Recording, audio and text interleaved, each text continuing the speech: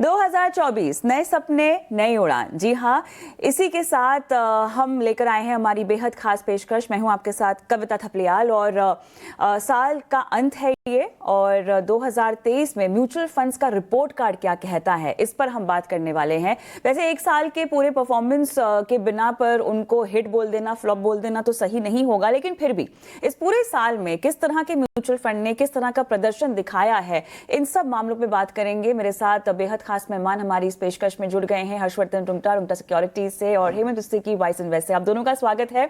और जब भी हम कहते हैं कि आप म्यूचुअल फंड खरीदें तो एक साल का नजरिया, 2 साल का नजरिया, उसका पास रिटर्न ना देखें, लेकिन हम ऐसे समय पर खड़े हैं, मार्केट वाइज अगर हम देखें, अर्थव्यवस्था के लिहाज से देखें तो एक नया भारत हम देख रहे हैं, एक मजबूत भारत देख रहे हैं और आपको कमा के देने वाला भारत देख रहे हैं। और इस पूरे साल में मिड कैप स्मॉल कैप क्षेत्र ने बहुत अच्छा पैसा कमा कर दिया है निवेशकों को। पूरे साल की अगर मैं बात करूं तो आप दोनों, आप में से कोई एक जो है बेहतरीन परफॉर्म करते हुए म्यूचुअल फंड्स के बारे में बात करेगा, हेमंत जी, और आप बताएंगे कि कहां निवेशकों को थोड़ा सा धोखा हुआ है। लेकिन मैं म्यूचुअल फंड्स के नाम पर जाऊं उससे पहले किस बिना पर, किस पैरामीटर्स पर आपने ये अपनी लिस्ट तैयार की है, वो मैं जानना चाहूंगी। हेमंत जी, आप देखिए कविता, जैसा आपने कहा कि हम बात कर रहे हैं कि 2023 में कौन से फंड्स अच्छे किए, कैटेगरीज के अलावा ऑब्वियसली विद इन कैटेगरी कौन से फंड्स अच्छे किए, तो ऑब्वियसली जो करंट ईयर की परफॉर्मेंस है वो तो इंपॉर्टेंट पैरामीटर है ही। पर जैसा आपने बिल्कुल सही कहा कि एक साल के बिना पे आप नहीं बोल सकते कि ये फंड हमेशा अच्छा था या रहेगा। लेकिन जब हमने परफॉर्मेंस को देखा है मैंने ये भी देखा कि कंसिस्टेंटली कितने अच्छे से परफॉर्म किया उन्होंने पास में, और इनकी जो पोर्टफोलियो कंपोजिशन है, जो इन्वेस्टमेंट स्ट्रैटेजी है या हमारी जो अंडरस्टैंडिंग है उसके हिसाब से उनमें आगे जाके परफॉर्म करने का पोटेंशियल कितना है। दूसरा, उन्होंने जो रिटर्न दिए हैं उसमें कितना रिस्क लिया है उन्होंने। देखिए, ज़्यादा रिस्क लेके रिटर्न बनाना एक चढ़ते बाजार में तो बहुत आसान होता है, बिल्कुल, बट आपने अगर रिस्क को कम किया है, बहुत ज़्यादा वॉलेटिलिटी उसमें नहीं है कंपैरेटिवली, बिकॉज यहाँ पे सब कुछ जो है वो कंपैरेटिव है, राइट, रिलेटिव है, उसके हिसाब से वो उसको देखा गया है। तो कंसिस्टेंसी इन परफॉर्मेंस, कितना रिस्क लिया है और पास में कैसा परफॉर्म किया और आगे जाके कैसा लगता है कि परफॉर्म करने पे, उसके बेसिस में मैंने उन फंड्स को चुना है जो मुझे लगता है कि 2023 में अच्छा परफॉर्म किए और जैसा मैंने कहा कि शायद आगे जाके भी अच्छा परफॉर्म कर सके। बिल्कुल। आप जो फंड्स लेकर आए हैं वो फिसड्डी फंड्स हैं जिन्होंने इस बाजार की चाल में पार्टिसिपेट भी नहीं किया और अपने पेयर्स के मुकाबले तो बिल्कुल भी नहीं किया। तो आपका क्या पैमाना रहा है? तो देखिए कविता, अगर हम कह रहे हैं कि कई फंड्स ऐसे हैं जिन्होंने अपने इन्वेस्टर्स की एक्सपेक्टेशन को मीट नहीं किया, मैं ये कहूँगा, रादर देन क्योंकि उन्होंने पॉजिटिव रिटर्न भी दिया होगा, ऐसा नहीं कि जो अच्छे फंड्स नहीं है उन्होंने पॉजिटिव रिटर्न नहीं दिया। लेकिन कोई भी फंड को, कोई भी स्कीम को हम इवैल्यूएट करते हैं, अगर हम उसे सिर्फ और सिर्फ उनके परसेंटेज रिटर्न्स कितना जनरेट करके दिए हैं अगर उसी बेसिस पे करेंगे तो शायद थोड़ा अनफेयर है। क्योंकि हमें ये देखना होगा कि बहुत सारे फैक्टर्स होते हैं जिनको देखना पड़ता है इन टर्म्स ऑफ परफॉर्मेंस। ठीक है, मैं आपको उदाहरण के रूप में आगे जाते हुए बताऊंगा। लेकिन अगर हम देख रहे हैं कि बहुत सारे पैरामीटर्स, उसमें कैश लेवल्स है कि किसने कितना कैश में कन्वर्ट कर लिया, क्योंकि उन्हें मार्केट वैल्यूएशन ठीक नहीं लग रहा था। अगर वो कैश में है और वो अगर ट्रू टू लेबल भी नहीं है, मान लीजिए वो अपने आप को एक थीमेटिक फंड कहते हैं लेकिन वो थीम को फॉलो ही नहीं कर रहे हैं, तो आप कैसे उसका परफॉर्मेंस सिर्फ रिटर्न्स पे देख के शायद गलत होगा।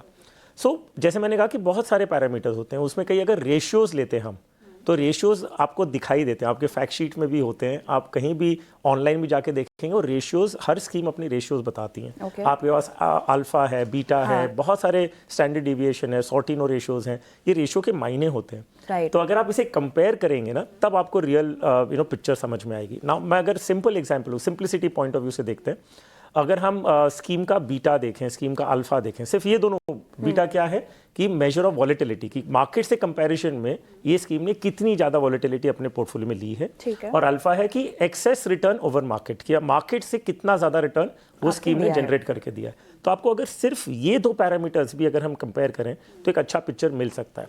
उदाहरण के रूप में आपको बताता हूँ, एक बेंचमार्क जो है, बेंचमार्क ने मान लीजिए 10% रिटर्न दिया है। स्कीम ए, जो पहली स्कीम नंबर 1 को जो हम देख रहे हैं, उस स्कीम ने 12% रिटर्न दिया है और स्कीम बी ने 11% रिटर्न दिया है। सो बेंचमार्क ने 10% रिटर्न दिया, एक स्कीम है जिन्होंने 12% रिटर्न जनरेट किया और दूसरी स्कीम है जिसने 11% रिटर्न जनरेट किया। तो आप कौन सी स्कीम को बोलेंगे बेहतर है? स्कीम 1, क्योंकि 12% रिटर्न दिया। लेकिन ये गलत होगा जब तक हम इसकी वॉलेटिलिटी को कंपेयर नहीं करेंगे। अच्छा, तो जो बीटा है स्कीम ए का, वो 1.5 है मान लीजिए, ओके, और स्कीम बी का जो बीटा है वो 0.8 है। तो इसका मतलब क्या होता है कि पहली वाली स्कीम जो है जिसने 12% रिटर्न जनरेट किया उसका बीटा था 1.5, मतलब उसने मार्केट से 1.5 टाइम्स ज़्यादा वोलेटिलिटी ली है पोर्टफोलियो में और उसका रिटर्न आया है सिर्फ 12%।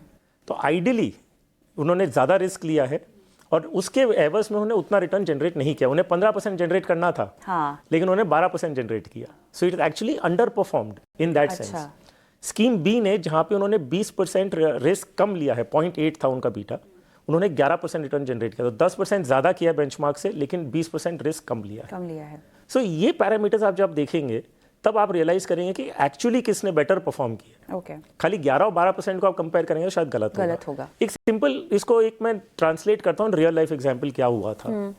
डेट स्कीम से फ्रैंकलिन की स्कीम्स जब बंद हुई थी, बंद होने से पहले वो टॉप परफॉर्मेंस में आती थी। सिंपल था क्योंकि अंडरलाइन जो पेपर्स में उन्होंने इन्वेस्ट कर रखे थे वो लोअर रेटेड पेपर्स थे। अगर आप कंपेयर कर रहे हैं एक दूसरे शॉर्ट टर्म फंड में जिसमें AAA रेटेड पेपर्स हैं और एक ये वाला शॉर्ट टर्म फंड में जिसमें लोअर रेटेड पेपर्स हैं, तो ऑब्वियसली रिटर्न ज़्यादा दिखाएगा, लेकिन रिस्क भी उससे ज़्यादा लिया है। तो इन्वेस्टर्स अगर लेमैन इन्वेस्टर सिर्फ कोई ऑनलाइन पोर्टल पर लॉगिन करके सिर्फ रिटर्न्स देखेंगे तो उन्होंने फ्रैंकलिन की स्कीम में चूज किया इन्वेस्ट करने के, रिटर्न ज़्यादा दिखा रहा था, लेकिन उसमें अंडरलाइन रिस्क भी बहुत ज़्यादा था। सो ये सारे पैरामीटर्स को जो आप देखेंगे तो तब आपको रियलाइज होगा कि एक्चुअली किसी ने ओवर परफॉर्म या अंडर परफॉर्मेंस किया है। सो मेरी जो लिस्ट बनी है वो सिर्फ प्रैक्टिकली इसी चीज़ को देखते हुए है कि आपने रिस्क कितना लिया अपने पोर्टफोलियो में और आपने सामने अल्फा जनरेट किया कि नहीं किया। So my list will be on that. लेकिन इसका ये मतलब नहीं है कि वो स्कीम्स बहुत खराब स्कीम है। जस्ट आई थिंक मैं उसी पर आने वाली थी, क्योंकि भले ही हम फंड्स के नाम बता रहे हैं जो कि अच्छा परफॉर्म किए हैं, बुरा भी परफॉर्म किए, इसका मतलब ये नहीं है ना कि इस फंड में आप निवेश कर लें अगर नहीं किया है और निकल जाए अगर करा है और घाटे में। तो नहीं कविता, ऐसा बिल्कुल भी नहीं। जैसा मैंने पहले भी कहा कि हमने क्योंकि लिमिटेड नंबर ऑफ फंड्स की हम बात कर रहे हैं, तो ऐसे बहुत सारे फंड हैं जो डेफिनेटली आपके पोर्टफोलियो में हो सकते हैं। ज़रूरी नहीं है कि जिन फंड की हम बात कर रहे हैं वही आपके पोर्टफोलियो में हो, क्योंकि बहुत सारे फैक्टर्स हैं। और क्या होता है कि स्टॉक मार्केट में आपकी जो फिलॉसफी है एक सर्टन पीरियड में कभी कभी वो काम नहीं करती है। क्योंकि मान लीजिए वो फिलॉसफी 1 साल पहले या 6 महीने पहले काम कर चुकी है और उसके बाद क्योंकि जो सेक्टर रोटेशन होता है, इसका मतलब ये नहीं है कि जो उनका जो पोर्टफोलियो कंपोजिशन है वो खराब हो गया या आप बदल जाएं उसको, ऐसा बिल्कुल भी नहीं होता है। तो कभी कभी ऐसा होगा कि जो बेस्ट ऑफ फंड्स हैं, बेस्ट ऑफ फंड मैनेजर्स एक सर्टन पीरियड में परफॉर्म नहीं करेंगे। जैसा आपने बिल्कुल सही कहा शुरुआत में कि 1 साल के बेसिस पे आप इन्वेस्टमेंट डिसीजन नहीं लेते हैं, बट एज एन इन्वेस्टर आप डेफिनेटली अपने पोर्टफोलियो को देखना चाहेंगे, स्कोर कार्ड देखना चाहेंगे साल के आखिर में कि आपका पोर्टफोलियो, आपके जो फंड्स हैं आपके पोर्टफोलियो में उन्होंने कैसा परफॉर्म किया। पर जैसा मैंने पहले कहा, आई थिंक इंपॉर्टेंट चीज़ ये है कि आपको रिलेटिव परफॉर्मेंस देखना है, पीयर ग्रुप के मुकाबले में देखना है, बेंचमार्क के सामने में देखना है। और जैसा मैंने पहले भी कहा कि अगेन कितना रिस्क लिया, कितनी वॉलेटिलिटी है, वो सब फैक्टर्स को देखना है। क्योंकि अगर इतना आसान हो कि आप सिर्फ XIR देख के डिसाइड करें तो फिर बहुत ही आसान हो जाएगा। म्यूचुअल फंड में इन्वेस्ट करना काफ़ी आसान है, लेकिन इतना आसान भी नहीं है। जैसे कभी कभी लगता है ना कि आपको ऑफ द शेल्फ आपने कोई प्रोडक्ट लिया और परफॉर्मेंस देखी और पोर्टफोलियो बना लिया, तो इतना आसान है नहीं। कुछ फैक्टर्स को देखना है। बट बिल्कुल सही कहा आपने, सिर्फ ये फंड ऐसे नहीं है कि यही बहुत अच्छे फंड हैं, और बहुत सारे फंड हैं जो काफी क्लोज होंगे इसके। और जैसा मैंने कहा कि शायद पोर्टफोलियो क्वालिटी इनसे बेहतर भी हो सकती है, और हो सकता है अगले साल में वो इनसे बेहतर परफॉर्म करें। तो आई थिंक इंपॉर्टेंट है देखें आप कि उनकी स्ट्रैटेजी क्या है, फिलॉसफी क्या है, पोर्टफोलियो कंपोजिशन कैसा है और किस तरीके से उन्होंने रिटर्न जनरेट किया। वो बहुत ही इंपॉर्टेंट है। कितना रिस्क लिया और कितनी वॉलेटिलिटी आपको झेलनी पड़ी उस रिटर्न के लिए, ये बहुत इंपॉर्टेंट है। एक पॉइंट मैं ऐड करूंगा यहाँ पे जो फंड फिलॉसफी के बारे में है। सो आप value oriented, growth oriented, momentum क्या है। सो आई जस्ट एक पॉइंट यहाँ से आगे बढ़ाऊंगा। जब प्रशांत जैन HDFC के फंड्स मैनेज करते थे तो उन्होंने एक पीरियड था जब उन्होंने PSU में बहुत ज़्यादा इन्वेस्ट किया था, तो he was more on the value side, जब मार्केट ग्रोथ को देख रहा था सिर्फ। तो उनके सारी स्कीम चीज़ें वो अंडर परफॉर्म कर रही थी। आप देखेंगे HDFC इक्विटी फंड हो या जो भी उनके जो फ्लेक्सी कैप्स वगैरह हैं, तो ये अंडर परफॉर्म कर रही थी, क्योंकि उस समय उन्होंने उन कंपनीज को चूज किया था जो बोल रहे थे कि अंडर वैल्यूड है और ये कभी ना कभी टर्न अराउंड करेंगे। तो 2-3 साल था जब उनका पूरा परफॉर्मेंस अंडर परफॉर्मेंस था, और जब ये थीम पकड़ी तब ये पूरा रिटर्न उन्होंने कवर अप करके टॉप ऑफ द चार्ट्स आ गए। बिल्कुल। सो आप अगर इसे कंपेयर करेंगे भाई उस दौरान जब उनकी फिलॉसफी थी कि भाई अंडर वैल्यूड स्टॉक्स को मैं खरीद रहा हूँ, इनका पोटेंशियल अच्छा लग रहा है, तो उस समय वो चार्ट्स में एकदम नीचे थे। ओके, लोएस्ट परफॉर्मिंग फंड्स थे, लेकिन वो टर्न अराउंड होते ही वो सीधा टॉप ऑफ द चार्ट्स आ गए। सो एक इन्वेस्टर को क्या देखना है, सिर्फ स्कीम का परफॉर्मेंस नहीं, उनको देखना है कि आपकी रिस्क प्रोफाइल के साथ मैच कर रहा है, आपकी थिंकिंग के साथ मैच कर रहा है, आपकी टाइमलाइंस के साथ मैच कर रहा है। और बहुत सारी स्कीम्स हैं, ऐसा नहीं है कि सिर्फ यही सही है और ये गलत है, इट्स अबाउट कि आपके लिए अप्रोप्रिएट क्या है। बिल्कुल बिल्कुल। तो चलिए मेरे ख्याल से स्कोर कार्ड को अब जानना शुरू करते हैं। हमने अलग अलग कैटेगरीज में दो फंड्स जो कि अच्छा परफॉर्म उन्होंने किया है, आपको अच्छा रिटर्न दिया है, और दो ऐसे फंड्स जिन्होंने बिल्कुल भी परफॉर्म नहीं किया तमाम पेयर्स के मुकाबले भी। सबसे पहली कैटेगरी लार्ज कैप्स की बात करते हैं, तो आपसे शुरू करते हैं, कौन से फंड्स आपकी लिस्ट पे हैं? देखिए कविता, लार्ज कैप आई थिंक बहुत ही इंपॉर्टेंट कैटेगरी है। ऑब्वियसली इक्विटी फंड्स की अगर हम बात करें और हम टॉप 2 फंड्स की बात करें 2023 के अंदर, तो एक Nippon India large cap fund और एक ICICI Pru blue chip fund. ये 2 फंड हैं, मुझे लगता है इन्होंने काफ़ी अच्छा परफॉर्म किया है। और वही जो पैरामीटर जैसे मैंने पहले कहा, कंसिस्टेंटली काफ़ी समय से ये अच्छा परफॉर्म कर रहे हैं। और जबकि लार्ज कैप तो अच्छा नहीं कर रहे हैं। जी बिल्कुल, आई थिंक इंपॉर्टेंट है किसी भी लार्ज कैप फंड मैनेजर के लिए ऐसे समय में जबकि सेगमेंट जो है वो अंडर प्रेशर है, और फिर वहाँ पे अगर आप कंसिस्टेंटली बेंचमार्क को बीट करके आप अगर परफॉर्म करते हैं तो डेफिनेटली इन दोनों फंड्स ने काफ़ी अच्छा काम किया है इसमें। तो इनकी स्टॉक सिलेक्शन और पोर्टफोलियो डिज़ाइन किस तरह की है? देखिए अगर हम कंपोजिशन की बात करें तो ICICI जो Nippon India large cap fund है उसमें करीब करीब 80% जो है वो लार्ज कैप में है, करीब 10% मिड कैप में, और ICICI में करीब करीब 90% जो लार्ज कैप में है। ICICI में क्या है, इनका हमेशा जो फिलॉसफी रहा है थोड़ा वैल्यू और थोड़ा सेक्टर रोटेशन, जो आई थिंक उनके लिए हमेशा काम करता है यहाँ पे। और निपॉन इंडिया का एक्चुअली अगर आप देखें, Nippon as a fund house, I think ये इंपॉर्टेंट पॉइंट मैं यहाँ पे बनाना चाहूँगा। Over the last couple of years जो उनकी इन्वेस्टमेंट फिलॉसफी, उनका जो इन्वेस्टमेंट प्रोसेस जो बना है, उनकी जो स्ट्रैटेजी है वो डिफरेंशिएशन टू बेंचमार्क, जिस तरीके से वो किस सेक्टर में ओवरवेट करना है, किस सेक्टर में अंडरवेट करना है, और जो डिसिप्लिन है इन्वेस्टमेंट प्रोसेस में, आई थिंक उसका रिजल्ट ये है कि आप काफ़ी कैटेगरीज में अगर आप देखेंगे तो निपॉन के फंड जो है वो टॉप परफॉर्मिंग फंड्स में कंसिस्टेंट। तो मतलब ये फंड्स जोखिम ज़्यादा लेते हैं? नहीं, ऐसा नहीं है, बिल्कुल बिल्कुल ऐसा नहीं है। आई थिंक देखिए एज ए फंड मैनेजर आपका काम क्या है, आपको ये भी देखना है कि आपकी जो फिलॉसफी है और उसके हिसाब से, और फिर आप कहाँ देख रहे हैं कि बेंचमार्क के सामने किस सेक्टर में आपको ओवरवेट रहना है, किस में आपको अंडरवेट रहना है, वो टाइमली आप ऐसा कर पाते हैं कि नहीं। देखिए वही कुछ चीज़ें हैं, जैसे मैंने पहले कहा, सबसे इंपॉर्टेंट फैक्टर तो वही है कि आप ज़्यादा रिस्क ना लें। रिस्क लेके रिटर्न बनाना तो बहुत आसान है। ये सब फिलॉसफी तभी काम करती है, कंसिस्टेंटली तभी काम करती है, जब आप ये ध्यान रखते हैं कि आप ज़रूरत से ज़्यादा रिस्क नहीं ले रहे हैं। साथ ही आप, जैसा मैंने कहा, इंपॉर्टेंट फैक्टर ये है कि समय पे आप किस सेक्टर में आपको ओवरवेट रहना है, किस सेक्टर में आपको अंडरवेट रहना है, क्योंकि वहीं आप अल्फा जनरेट कर सकते हैं। तो ये जो 2 फंड्स आपने कहे हैं, Nippon India large cap, ICICI Pru का ब्लू चिप, इनकी चर्निंग फिर कितनी ज़्यादा है? क्या बहुत चर्न किया है रिटर्न? नहीं, बहुत ज़्यादा चर्निंग नहीं है, बहुत ज़्यादा चर्निंग नहीं है। देखिए थोड़े से, जैसे सेक्टर रोटेशन की जब बात करते हैं तो ऑब्वियसली थोड़ी चर्निंग होगी वहाँ पे, बट अगेन कोई भी व्यू आप हर 3 महीने या 6 महीने में नहीं बदलते। हाँ, बदल सकते हैं, right. So as long as you are active as a fund manager, आप देख रहे हैं कि कहाँ पे आपको ये बदलाव करना है, वो आप करते हैं, बट बहुत ज़्यादा चर्निंग करके रिटर्न बनना बहुत मुश्किल है। चलिए, लार्ज कैप में किन्होंने निराश किया?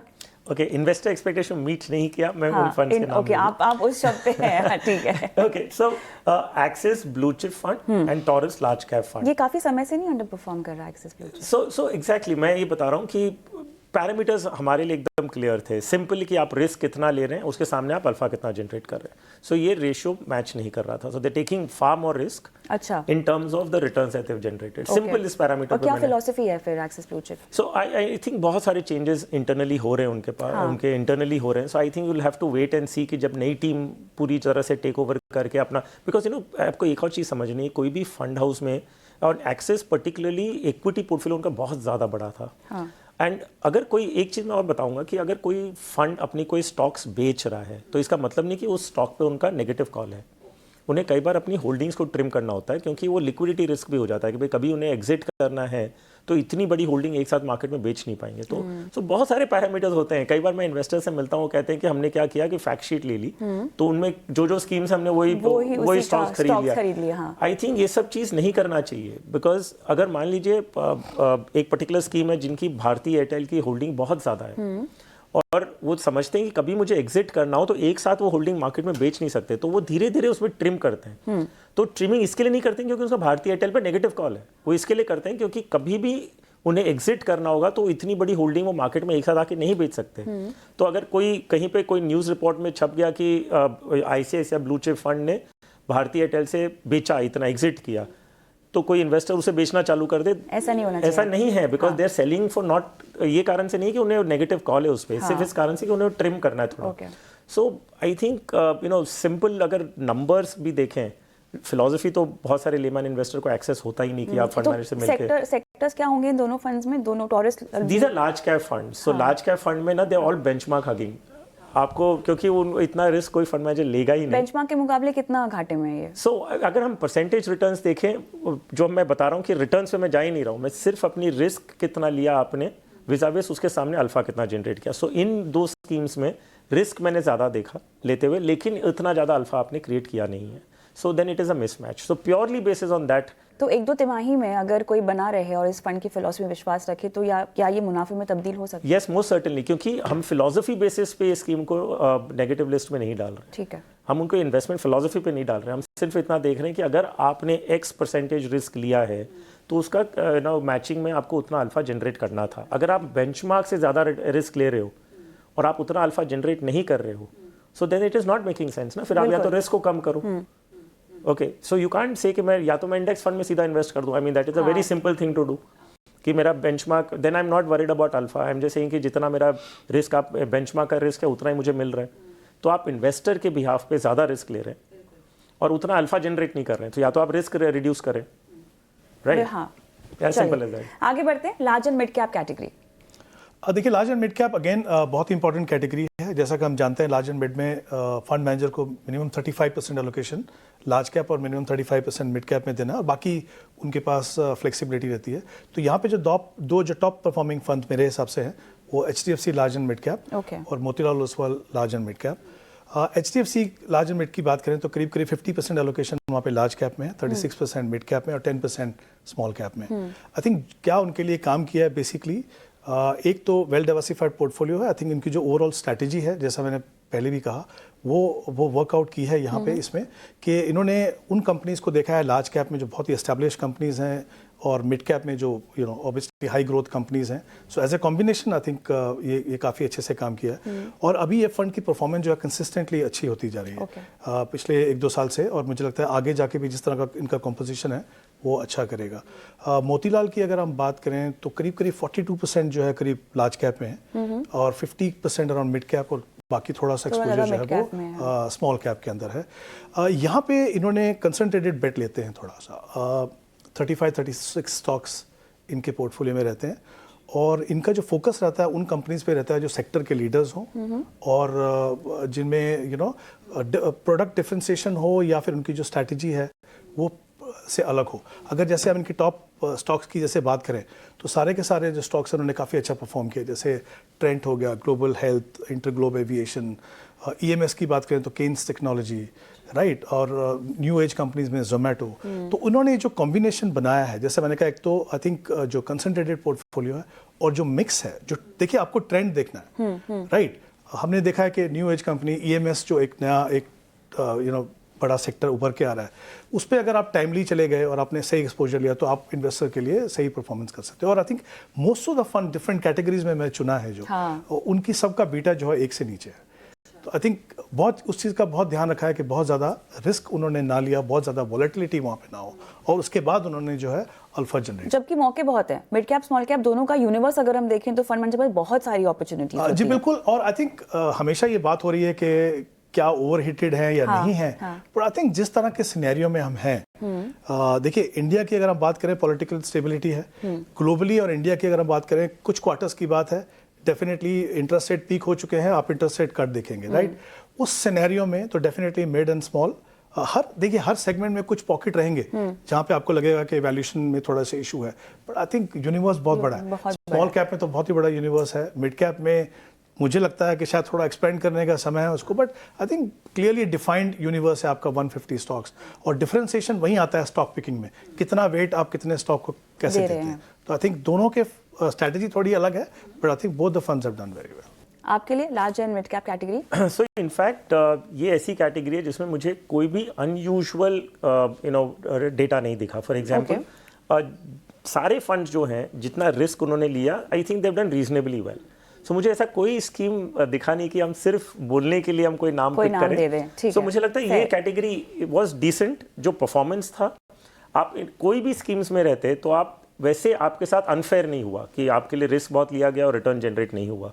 सो आई थिंक ये कैटेगरी ऐसी है जिसमें मेरे पास कोई नाम नहीं है आपको देने के लिए, ठीक है। जिसमें किसी ने निराश किया हो या you know something which was unfair to the investor.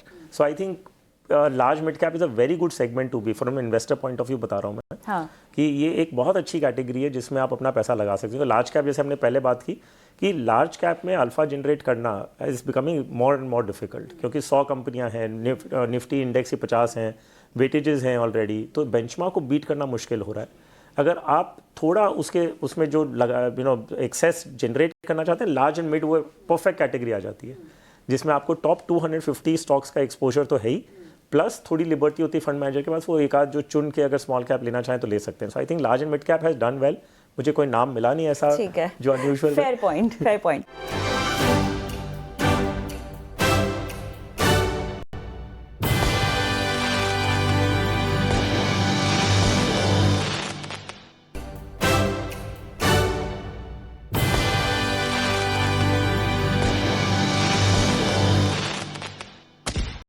आगे बढ़ते हैं झटपट।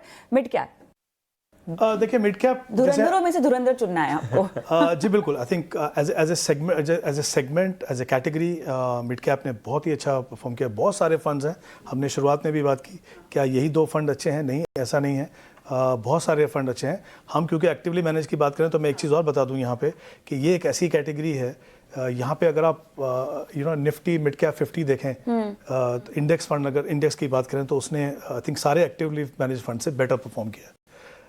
तो आई थिंक ये भी हमेशा ध्यान रखने की बात है। हमेशा बात करते हैं कि इंडेक्स फंड आपके पोर्टफोलियो में हो ना हो, मेरा हमेशा ये मानना है कि कुछ पार्ट आपका पोर्टफोलियो का इंडेक्सिंग करने का स्कोप हमेशा रहता है, क्योंकि क्या होता है जब but mid cap small cap को इंडेक्स एक्सपोजर थोड़ा सा नॉन ट्रेंडी है, बिकॉज इसमें एक्टिव में ज्यादा कमाई मुमकिन है। नहीं, बिल्कुल है, क्योंकि जैसा हमने कहा 50, तो ऑब्वियसली हम टॉप 50 कंपनीज की बात कर रहे हैं, तो वहाँ पे ऑब्वियसली जब ओवरऑल एक सेगमेंट में ग्रोथ दिखती है आपको, तो वो फिर उस समय पे अच्छा करता है। बट इशू वही है कि जब एक स्टेज ऐसी आएगी जब पूरा सेगमेंट अच्छा नहीं कर रहा है, तो फिर एक्टिवली मैनेज फंड जो है वो बेटर परफॉर्म करना शुरू करते हैं। तो यहाँ पे जो 2 फंड हैं, HDFC मिड कैप अपॉर्चुनिटी, वो एक फंड अच्छा है, और दूसरा Nippon India growth fund. HDFC मुझे लगता है उसका फ़ायदा, एक तो ब्रॉड बेस्ड, दोनों के दोनों जो एक्चुअली आप 2 चीज़ देखेंगे आप मिड और स्मॉल के अंदर, कि बहुत ही वेल डाइवर्सिफाइड पोर्टफोलियो रहते हैं। बहुत ज़्यादा एक्सपोजर वहाँ पे नहीं रहता है किसी सेक्टर या किसी स्टॉक के अंदर, तो वो यहाँ पे काम किया है। HDFC के लिए आई थिंक जो काम किया है बेसिकली मेरे हिसाब से, एक तो उन्होंने जो डिफेंस स्टॉक में जो पोजीशन लिया वो NBFCs में, होटल्स में और टायर कंपनीज, आई थिंक ये जो कुछ उन्होंने जो बेट लिए वहाँ पे ये उनके लिए अच्छे से काम किया। और Nippon India growth again overall philosophy, जैसा मैंने आपको कहा था कि उनकी जो फिलॉसफी है कि जो इंडेक्स को जब ट्रैक करते हैं, जो डिफरेंशिएशन जो लेके आते हैं आप इन टर्म्स ऑफ एक्सपोजर, वो यहाँ पे काम किया है, कंसिस्टेंटली अच्छा परफॉर्म किया है। अगेन फिर से कहना चाहूँगा कि आगे आने वाले समय में भी मुझे लगता है ये फंड काम करेंगे। और ये इंपॉर्टेंट चीज़ मैं यहाँ पे कहना चाहूँगा, दोनों के फंड के साइज बहुत बड़े हैं, स्पेशली HDFC मिड कैप। एक जो हमेशा डिबेट चलता था कि एक साइज के ऊपर ये फंड अच्छा करेंगे या नहीं करेंगे, आई थिंक अगर हम HDFC की बात करें तो HDFC फंड की जो PE है वो निफ्टी मिड कैप PE से नीचे है। तो उतना बड़ा फंड, इतना बड़ा कॉर्पस आप मैनेज कर रहे हैं और फिर इतनी कंसिस्टेंटली परफॉर्म कर रहे हैं, इसका मतलब ये है कि अगर आप बहुत क्लियर हैं इन टर्म्स ऑफ आपकी फिलॉसफी, स्टॉक सिलेक्शन, कितना वेटेज आप एक स्टॉक को दें, तो आप बड़े से बड़े कॉर्पस के साथ भी आप अच्छे से परफॉर्म कर सकते हैं। तो आई थिंक ये जो हमेशा माइंडसेट की बात है, इशू रहता है, ये इन्होंने मुझे लगता है काफ़ी हद तक सेटल किया है कि बड़े कॉर्पस के साथ भी इन सेगमेंट में आप अच्छा परफॉर्म कर सकते हैं। काफी वैलिड पॉइंट।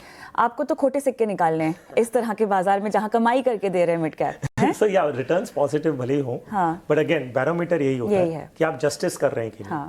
सही बात है। सो मेरी लिस्ट में जो इम्बैलेंस दिखा मुझे, again on the risk and the return generated, उसमें DSP mid cap and LIC mid cap fund है। सिंपल पॉइंट, अगेन मैं सिर्फ ये कह रहा हूँ, एक चलते हुए मार्केट में रिटर्न्स तो हर कोई जनरेट करेगा। ओके, सो आप देखें कि मिड कैप में शायद ही कोई ऐसी स्कीम होगी जिसने नेगेटिव रिटर्न दिया हो।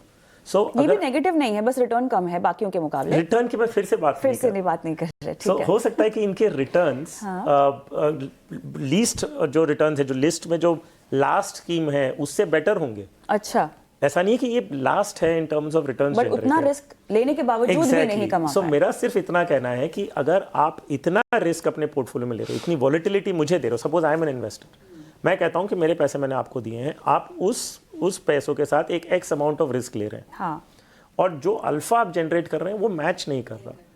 सो या तो आप ज़्यादा अल्फा जनरेट करके दें, क्योंकि रिस्क अल्टीमेटली तो मैं ले रहा हूँ ना, ultimately as an investor risk मेरा है। आज चलते हुए मार्केट में तो सब पॉजिटिव दिख रहा है, ये कब प्ले आउट करेगा? जब मार्केट कोई कारण से करेक्ट हुआ और नीचे चला गया, तब जितना ज़्यादा रिस्क, लॉस तो उतना ही ज़्यादा होने वाला है मुझे, लेकिन प्रॉफिट मैंने ऊपर अपसाइड इतनी नहीं कमाई। तो क्या इनका एक्सपोजर रहा है जिसकी वजह से थोड़ा सा रिस्क ज़्यादा होगा? क्वाइट ऑनेस्टली उनकी स्ट्रैटेजी क्या होगी इन टर्म्स ऑफ एलोकेशंस? सी अभी आप बेंचमार्क से इसे कंपेयर कर रहे हैं, for example so Nifty mid cap 150 index से हम कंपेयर कर रहे हैं, सो निफ्टी 150 से इन्होंने ज़्यादा रिस्क लिया, आपने सेक्टर्स में एलोकेशंस चेंज किए हैं या जो भी किया है। सो मेरा सिर्फ कंसर्न इतना है, जब मार्केट गिरेगा तो आप मुझे वो जस्टिस नहीं देंगे जितना मुझे मिलना चाहिए था।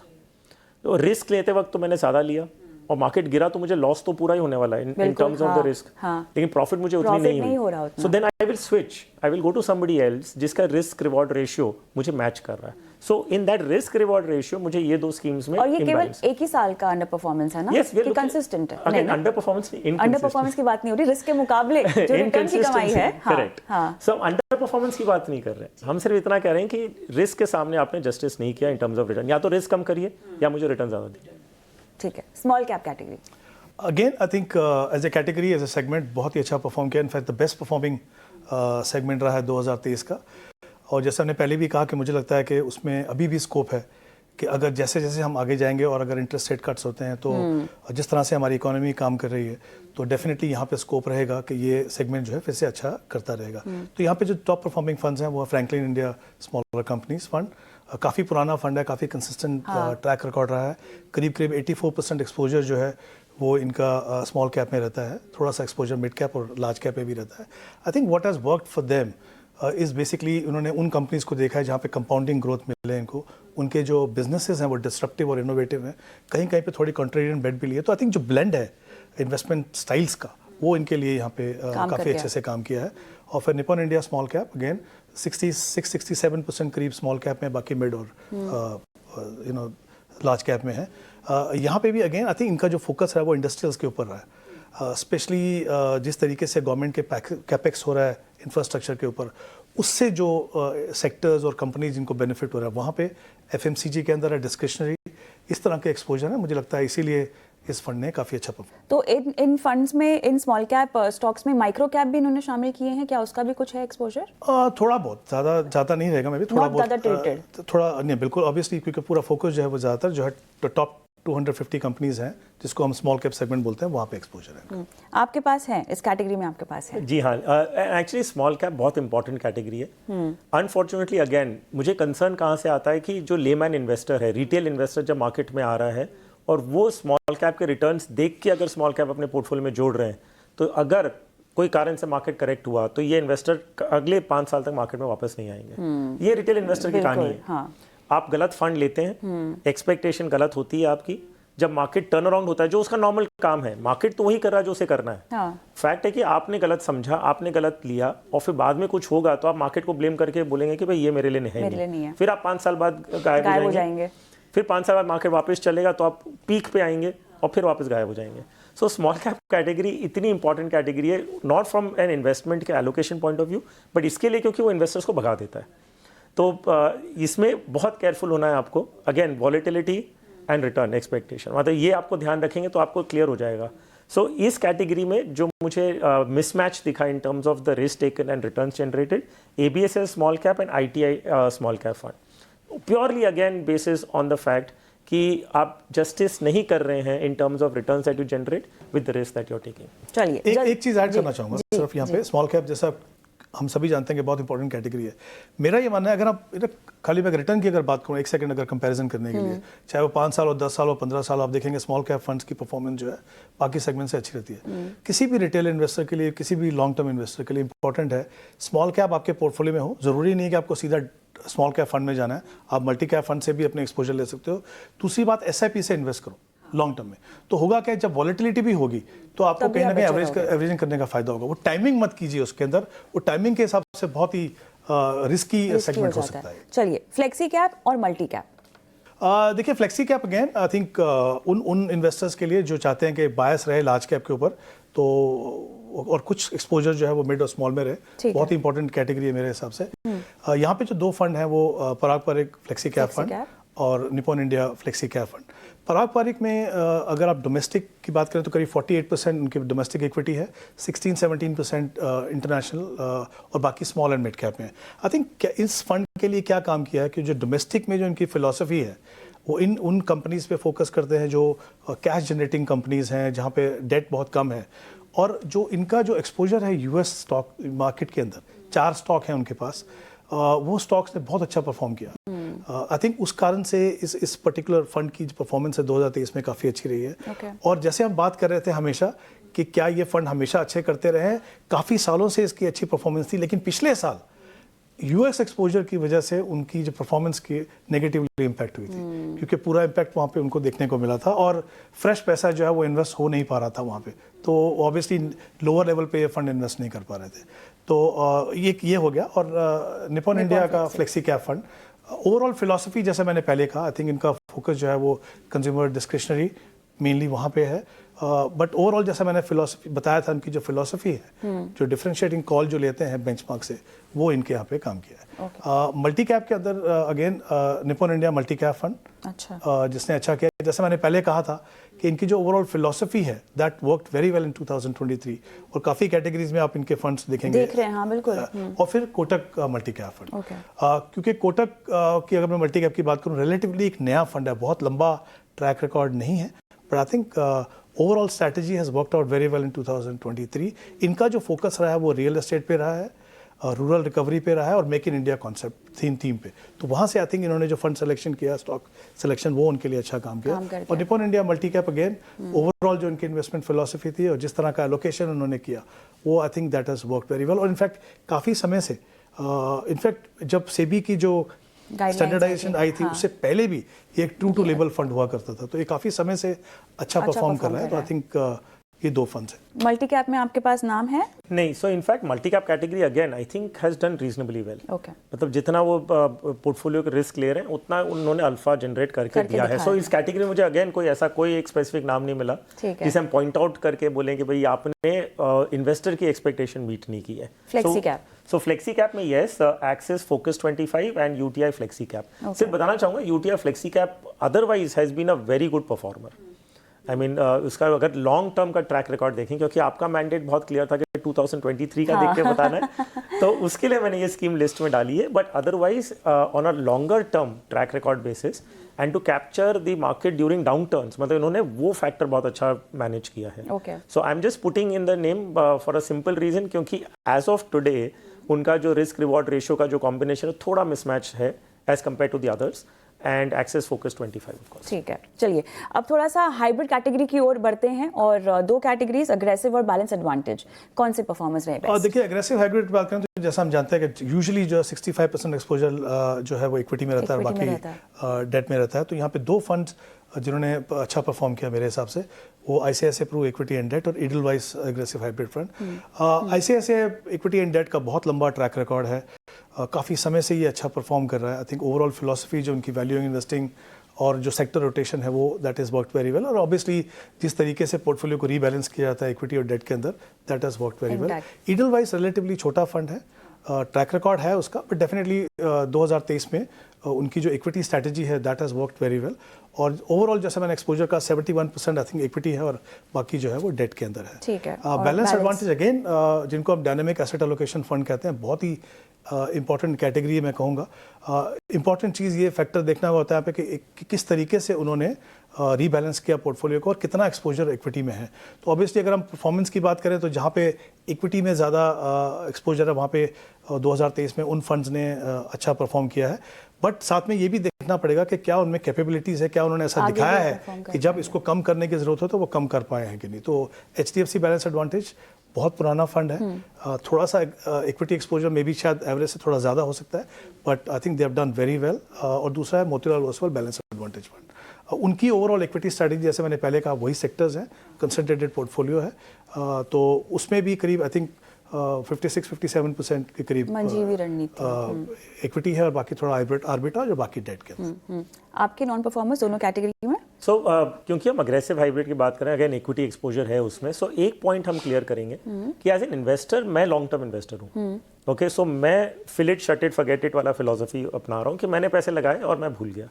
लेकिन फंड मैनेजर का काम है कि आप सेक्टर रोटेशंस, आप एलोकेशंस, आप कौन सी company, flavour of the market, market mood, tandem, valuation देखते रहें। सो इसमें ये अगेन ज़रूरी हो जाता है कि आप कितना एक्टिवली वो चीज़ को हर तरीके से मैनेज करें, ना सिर्फ वन वे, मतलब क्योंकि अभी हम एक साइड मार्केट देख रहे हैं तो सब कुछ अच्छा लग रहा है। कभी भी अगर कुछ वेव टर्न हुई है और तब आपको देखना होगा कि कौन सा फंड मैनेजर आउट परफॉर्म करेगा। Okay, so that is where the real test of the pudding will come. So aggressive hybrid में मुझे Axis equity hybrid, LIC aggressive hybrid fund, ये दोनों मुझे आई थिंक कुछ चेंजेस पोर्टफोलियो में उनके करने की ज़रूरत है। ओके, बैलेंस एडवांटेज में? बैलेंस एडवांटेज में अगेन मुझे कोई ऐसी स्कीम दिखी नहीं जिसमें कोई पॉइंट आउट करना पड़े कि भाई ये कुछ बहुत बड़ा मिसमैच हो रहा है। सो आई थिंक सारी स्कीम्स मोर और लेस जस्टिफाई करती हैं जो भी उन्होंने एक्सपोजर लिया है विज़ाविज़ जो रिटर्न्स इन्वेस्टर के जनरेट करके दिए। चलिए डेट कैटेगरी की ओर बढ़ते हैं, समय लगभग खत्म ही हो चुका है। यहाँ पर डेट में कौन सी कैटेगरी, PSU एंड बैंकिंग और शॉर्ट टर्म? हाँ, यूजुअली शॉर्ट टर्म मैं कहूँगा। हाँ, PSU डेट ने भी थोड़ा ठीक किया, but I think short term as a category ने काफ़ी अच्छा किया। और कोई खास फंड्स के नाम जो आप देना चाहते हैं? I think HDFC short term, Nippon India short term, Kotak short term. और डेट में? So short term date funds में मुझे कुछ भी ऐसा कोई भी स्कीम नहीं लगी कि आपको बहुत अलार्मिंग लग रहा है कि भाई आप क्यों इतना रिस्क ले रहे हैं विज़ाविज़ जो debt. So I think short term debt fund में कोई भी अलार्मिंग ट्रेंड नहीं है। डेट PSU बैंकिंग जो आप बात करें उसमें सिर्फ एक स्कीम मुझे दिखी, UTI banking and PSU fund, बहुत ही पॉपुलर फंड है और उसका नाम लेना in the not meeting investor expectation I think बहुत डिबेट होगा। But in any case I think जो रिस्क रिवॉर्ड रेशियो का कॉम्बिनेशन है वो थोड़ा ट्वीक करने की जरूरत है। सिर्फ एक फंड दिखा, बाकी अदर्स आर फाइन। चलिए अब शो को लगभग समाप्त करते हैं, लेकिन जिन भी फंड्स के नाम आपने अभी सुने हैं किसी भी तरह से कुछ रिप्लेस करने की जरूरत नहीं है अपने पोर्टफोलियो में। हम केवल स्कोर कार्ड बता रहे हैं, जैसे हम चर्चा में शुरुआत से ही बोल रहे हैं। जी बिल्कुल, जैसा हमने कहा हम खाली 2 फंड्स की बात कर रहे हैं कैटेगरी में। बहुत सारे ऐसे फंड्स हैं जिन्होंने अच्छा परफॉर्म किया है, पहले भी अच्छा परफॉर्म किया है, शायद अगले साल भी अच्छा परफॉर्म करेंगे और शायद उनकी परफॉर्मेंस में इतना ज्यादा फर्क भी नहीं होगा क्योंकि आपको 2 चुनने हैं। हाँ। तो आप डिफरेंट पैरामीटर्स पे वो चुन रहे हैं। इसका मतलब बिल्कुल भी ये नहीं है कि यही 2 फंड है जिनमें आपको पैसा लगाना है। हर सेगमेंट में बहुत सारे फंड हैं जहां पे आपको देख सकते हैं इन्वेस्ट करने का मौका है। अंडर परफॉर्मेंस जो हम देख रहे हैं ये कितना लंबा चल सकती है एक इन्वेस्टर के लिए और कब? देखिए underperformance in terms of relative to the risk, मैं जब से बार-बार ये कह रहा हूँ। सो एक इन्वेस्टर करना क्या है, जो अगर आप इन स्कीम्स में जिनके नाम मैंने लिए हैं पर्टिकुलरली, उनमें आपको जाके देखना है कि क्या आपके पास उतनी रिस्क प्रोफाइल लेने की ताकत है कि नहीं। ओके, क्योंकि आपने इन्वेस्ट किया होगा सिर्फ रिटर्न देखते हुए। हाँ। लेकिन आपने ये नहीं देखा कि अगर मार्केट कोई कारण से करेक्ट हुआ तो इतनी रिस्क मेरे पास लेने की कैपेसिटी है कि नहीं। तो आपके जो भी एडवाइजर, डिस्ट्रीब्यूटर हैं, आप उनसे मिलें और ये समझिए कि ये रिस्क मेरी रिस्क प्रोफाइल जो है वो स्कीम के रिस्क प्रोफाइल के साथ मैच कर रही है कि नहीं। तो फिर आप चेंजेस कर सकते हैं, क्योंकि अगर कोई कारण से मार्केट टर्न हुआ तो then the losses will be more than the gains that you made. चलिए, तो कुल मिला के ऐसा रहा ये पूरा साल म्यूचुअल फंड्स के लिए। और नए साल में नई रणनीति अगर आपको अपनानी है या इन्हीं में से किसी फंड को शामिल करना है या निकलना है तो एक बार अपना सवाल हमें ज़रूर भेज दीजिए। यही एक्सपर्ट्स हैं जो हमारे साथ रोजाना रहते हैं और आपको सलाह देते हैं। बहुत बहुत धन्यवाद आप दोनों का और नए साल की आपको ढेरों शुभकामनाएं। Thank you. इसी के साथ मुझे भी इजाजत दें और 2024 आपके लिए मुनाफेदार रहे, इसी विश के साथ और कामना के साथ मुझे भी इजाजत दें। नमस्कार।